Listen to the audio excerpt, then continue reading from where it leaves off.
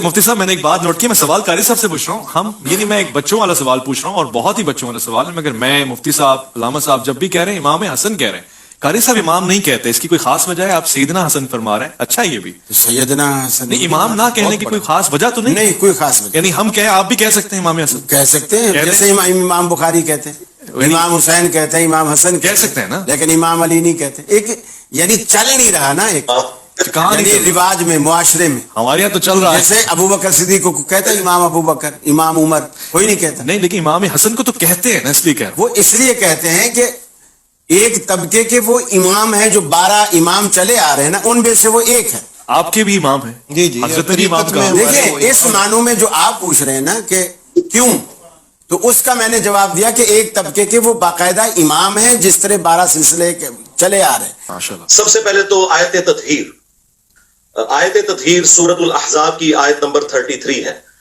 اعوذ باللہ من الشیطان الرجیم, بسم اللہ الرحمن الرحیم, انما یرید اللہ لیذھب عنکم الرجس اہل البیت ویطہرکم تطہیرا. ایک دن نبی صلی اللہ علیہ وآلہ وسلم اپنے گھر سے اس حال میں برآمد ہوئے کہ آپ نے کالے رنگ کی مرکش چادر اوڑھی ہوئی تھی. اتنے میں حسن ابن علی آئے, آپ صلی اللہ علیہ وآلہ وسلم نے انہیں اپنی اس کالی چادر کے نیچے لے لیا. پھر سیدنا حسین ابن علی, پھر سیدہ فاطمہ, اور پھر سیدنا علی رضی اللہ عنہم اجمعین وعلیہم السلام اجمعین کو چادر کے نیچے لے کر یہی آیت پڑھی, انما یرید اللہ لیذھب عنکم الرجس اہل البیت ویطہرکم تطہیرا. سبحان اللہ. اے نبی گھر والوں صلی اللہ علیہ وآلہ وسلم وعلیہم السلام, اللہ تو صرف اتنا ہی چاہتا ہے کہ تم سے ہر طرح کی ناپاکی کو دور کر دے اور تمہیں خوب صاف ستھرا کر دے. اس کانٹیکسٹ میں پھر صحیح مسلم کے اندر حدیث ہے 6220, اور یہ حدیث تو کافی طویل ہے.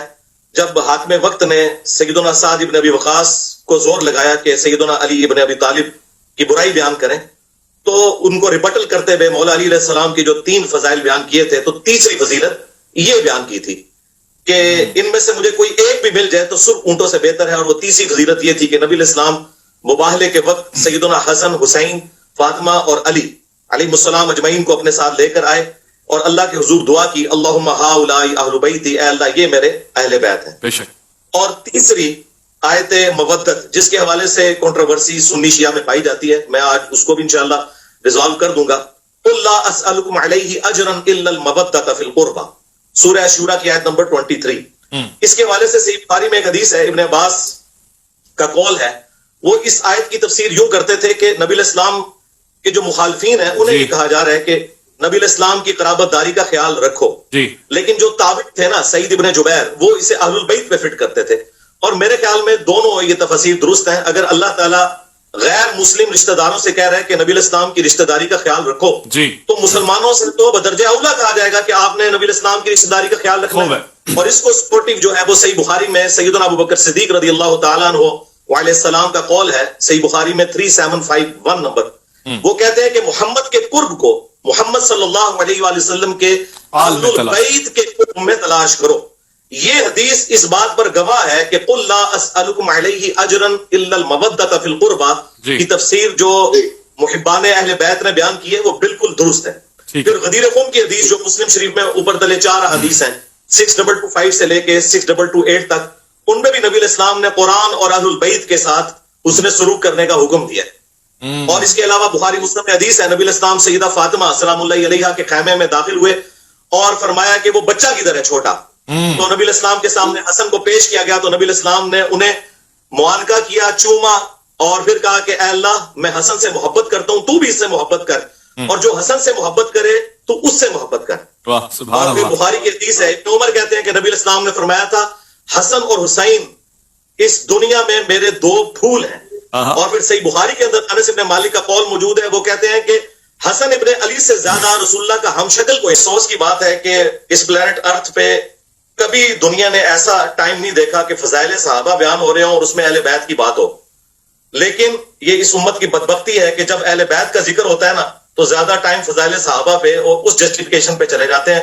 تو میں کہتا ہوں صدق رسول اللہ, یا رسول اللہ آپ نے سچ کہا تھا.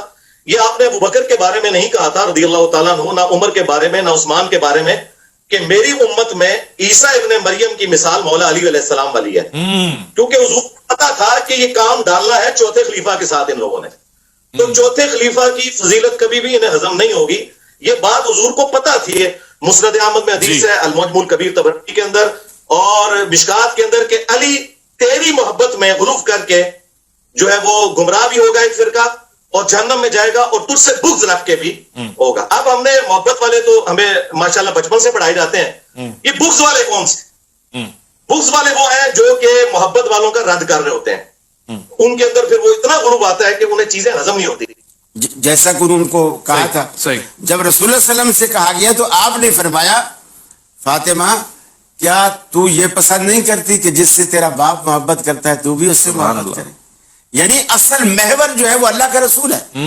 یعنی اپنی بیٹی سے بھی کہا کہ میں بھی عائشہ سے محبت کرتا ہوں, لہذا تو دوسروں کی سفارشیں نہ لا, تو بھی اس سے محبت کر. صحیح. اب یہ جو بات کی صحیح بخاری میں جو مولانا صاحب نے حدیث پیش کی کہ نبی علیہ السلام سے جب پوچھا گیا سب سے بڑھ کر محبوب کون تھا, تو سب سے بڑھ کر محبوب بیوی سے بھی پوچھ لیں. سیدہ عائشہ کے بارے میں المستدرک للحاکم کے اندر حدیث موجود ہے. اما عائشہ سے کسی نے پوچھا بتائیے کہ نبی علیہ السلام کو اپنے صحابہ میں سب سے بڑھ کر محبوب کون تھا, تو انہوں نے کہا کہ فاطمہ سلام اللہ علیہا. بخاری مسلم حدیث ہے, فاطمہ میرے جگر کا ٹکڑا ہے. جب انسان کسی کی فضیلت بیان کرتا ہے نا تو اولاد کے بعد ہی اس کا ذکر کر رہا ہوتا ہے, یہ انڈرسٹوڈ ہوتا ہے. گھر والے پہلے نمبر پہ ہوتے ہیں. پھر انہوں نے پوچھا نہیں مردوں میں بتائیں, تو انہوں نے کہا کہ مردوں میں فاطمہ کا شوہر علی ابن ابی طالب جو کہ کثرت سے روزے رکھنے والے اور شب بیداری کرنے والے تھے. الحمدللہ یہ میری ماں نے بیان کیا ہے سلام اللہ علیہا. تو یہ سارے فضائل ہیں, لیکن ہمیں دیکھنا چاہیے کہ جب اہل البیت کی بات ہو تو ہم اسپیسیفکلی اپنی گفتگو کو اس پہ رکھیں, اور دوسری طرف نہ ہم چل پڑیں, وہ ہمیں ضرورت نہیں ہے. وہ فضائل صحابہ ماشاءاللہ پچھلے 1000 سال سے فضائل صحابہ کانفرنسز ہو رہی ہیں اور بڑا ذکر ہو چکا ہے اللہ کے فضل سے اس کے اوپر. اس وقت جو ہے اہل بیت کے حوالے سے کوشش ہے کریں کہ بھئی اہل بیت کے ساتھ جن لوگوں نے ظلم کیا, اہل بیت کے بارے میں تھا کہ میں تمہیں خوف دلاتا ہوں, میرے بعد ان کے ساتھ اس نے سلوک کرنا غدیر کی حدیث میں, تو اہل بیت کے حوالے سے ہمیں سینسٹیو ہونا چاہیے. یہ حدیث حضرت علی کے بارے میں ہے. اور آخری میں حدیث بیان کروں جس کی 32 اسناد موجود ہیں جامع ترمذی میں. جی ایک تو ہے اللہ کا محبوب, جی ایک ہے اللہ کے محبوب کا محبوب. جی نبی علیہ السلام کے سامنے ایک بھونا ہوا پرندہ لایا گیا, اسے حدیث طائر کہتے ہیں. نبی علیہ السلام نے کہا اے اللہ میرے ساتھ اس شخص کو بھیج یہ پرندہ کھانے کے لیے جو اس مخلوق میں سب سے بڑھ کر تجھے محبوب ہے. اللہ اکبر. تو سیدنا علی رضی اللہ تعالیٰ عنہ تشریف لے آئے اور پھر ساتھ بیٹھ کے بھنا ہوا پرندہ کھایا. تو ایک اللہ کے محبوب ہے اور ایک اللہ کے محبوب ہے. الحمدللہ. تو فضائل سب کے ہیں, لیکن جب ہم آج بات کر رہے ہیں تو انشاءاللہ صلح حسن میں بھی انشاءاللہ جب آپ سوال پوچھیں گے تو میں انشاءاللہ صلح حسن سے بھی پردہ اٹھاؤں گا کہ صلح حسن کی آڑ کے اندر جس طریقے سے امام حسین علیہ السلام کی شخصیت کو ملائن کیا جاتا ہے, حضرت علی کی گستاخیاں کی جاتی ہیں, تو میں اس صلح کا بالکل پول کھولوں گا بخاری, ابو داؤد, ترمذی کی روشنی میں انشاءاللہ حقائق پبلک کے سامنے رکھوں گا, لیکن جب آپ سوال کریں گے تب انشاءاللہ. انجینئر صاحب نے اگرچہ ہمیں نام نہیں لیا کسی کا, لیکن ٹارگٹ تو کیا. اس میں یہ کہ انہوں نے یہ بات چھیڑی کہ جب فضائل اہل بیت کی بات ہو تو یہ خواہ بیچ میں صحابہ کو گھسیڑ کر اس سے جو ہے وہ علیحدگی کا اختیار کرتے. تو کیا یہ کام انہوں نے آج نہیں کیا کہ یعنی صحابہ کی تعریف ان کو برداشت نہیں ہوئی اور اس کو تنقید کا نشانہ بنا موضوع امام حسن علیہ السلام. یہ کوئی موضوع میں یہ کوئی شرعی حکم ہے آج کے دن صحابہ کی تعریف نہیں ہوگی, صرف حضرت حسن کی تعریف. دیکھیے حضرت حسن کہ جو جس نظریے پہ اور جس موقع پہ آپ نے یہ سلو فرمائی ہے, یہ حضرت امام حسن کی آپ فتح بھی اس کو کہہ سکتے ہیں. بے شک یہ امام حسن کی ہی فتح, کیونکہ جو اپنی شرطیں منوا جائے لکھا کے کہ یہ میری طرف سے پھر شرط ہے, فتح بھی تو پھر اسی کی ہوئی نا. معاملہ یہ ہے کہ اصل میں امام حسن علیہ السلام کی میری طبیعت, آپ 10 دن سے میں آپ کے ساتھ ہوں, آپ جانتے ہیں بڑی رواداری والی, کبھی میں بات نہیں کرتا. میں سمجھتا ہوں امام حسن علیہ السلام کائنات کی مظلوم ترین شخصیت ہے. امام حسین علیہ السلام کے قاتلوں کو اور ان کے ساتھ زیادتی کرنے والوں کو تو ہم نام لے کے بھی کئی کچھ کر دیتے ہیں, لعنت بھی کرتے ہیں, اور ان کے لیے ہم کہتے ہیں ہاں جی برات کا. امام حسن علیہ السلام وہ مظلوم شخصیت ہے کہ کہاں ان کا, کس جگہ پہ ان کا خون تلاش کریں. معاملہ یہ ہے کہ امام حسن علیہ السلام کی جو شرائط تھی نا آپ نے لکھوائی, اصل میں آپ کی یہ بصیرت تھی, آپ نے یہ ایسا اقدام کیا کہ قیامت تک آنے والی نسلیں جو ہیں وہ ان لوگوں کی حقیقت کو جان لیں جن لوگوں کے ساتھ ہم نے یہ شرطیں طے کی ہیں. میں یہ عرض کرتا ہوں, اگر کوئی یہ کہے کہ وہ جی آپ تو تاریخ کی بات کر رہے ہیں, ہم حدیث کی بات کر, معاملہ تاریخ کا یا حدیث کا نہیں ہے, معاملہ راویوں کا ہے. مثلا حضرت سیوطی ہیں یا ابن کثیر ہیں, وہ اگر حدیث کی کتاب لکھیں تو پھر ٹھیک ہے, اور اگر وہ کوئی تاریخ کی لکھ دیں تو پھر غلط ہے. اسلامی تاریخ کی اس سے بڑی توہین اور بھی کیا ہوگی کہ یہ کہہ دینا ہم نہیں مانتے تاریخ کو.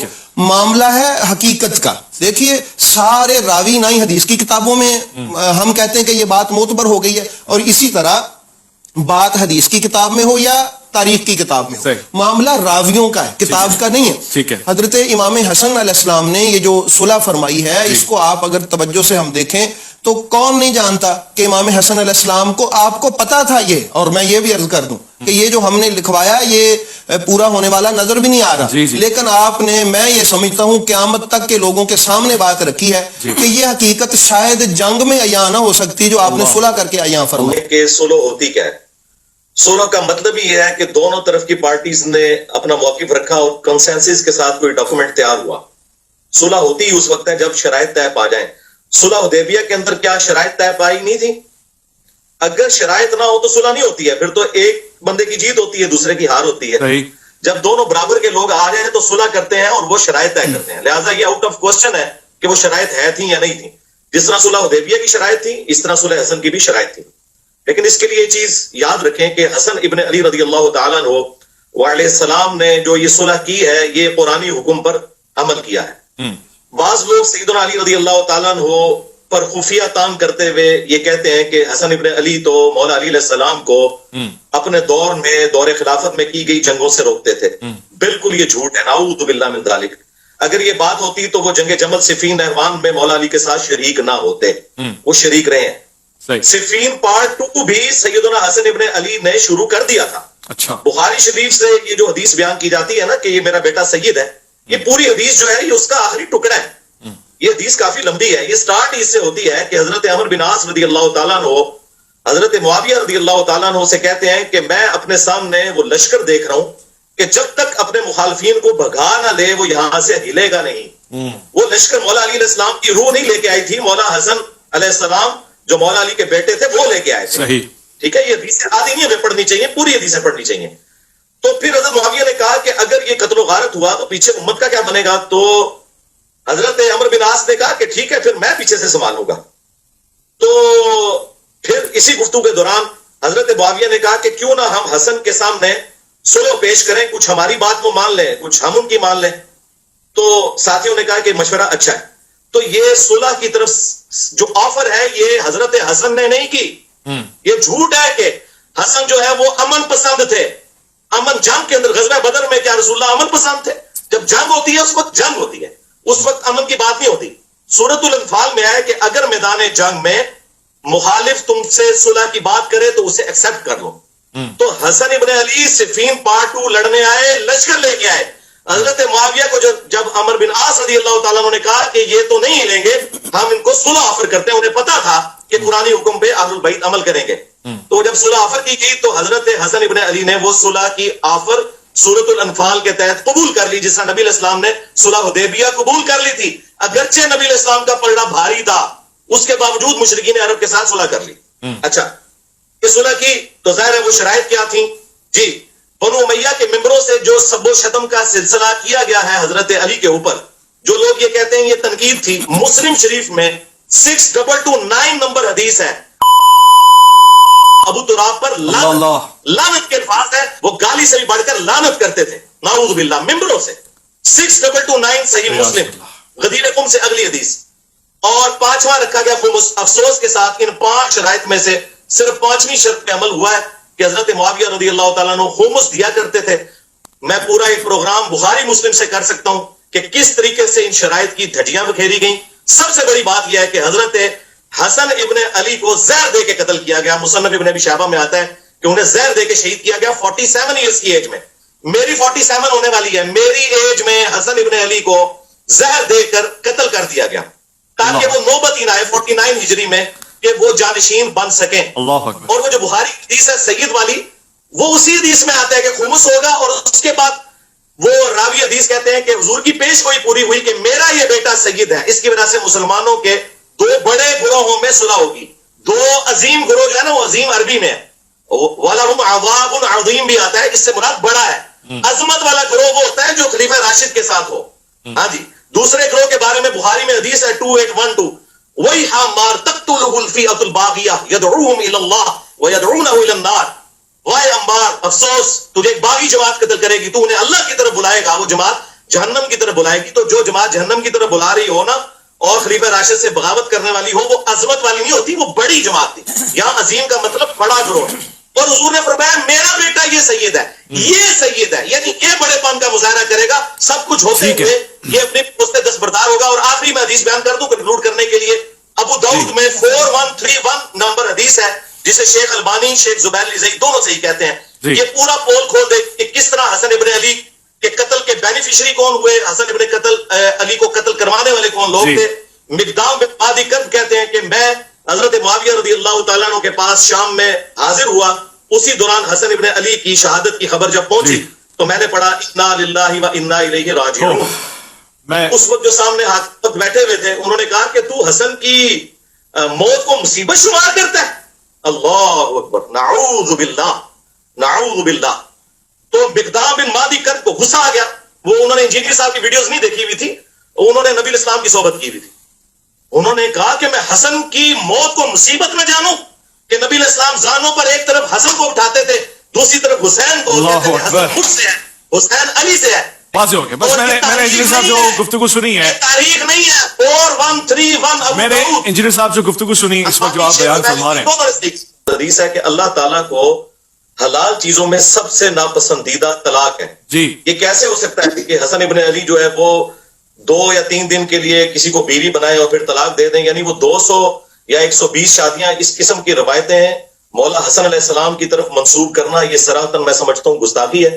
اور اس گستاخی کو جس طریقے سے لوگ جسٹیفائی کرنے کی کوشش کرتے ہیں وہ بالکل غلط ہے. یہ چیز بالکل قرآن و سنت کے منافی ہے، ان کی شخصیت کے اندر بالکل نہیں بیٹھتی.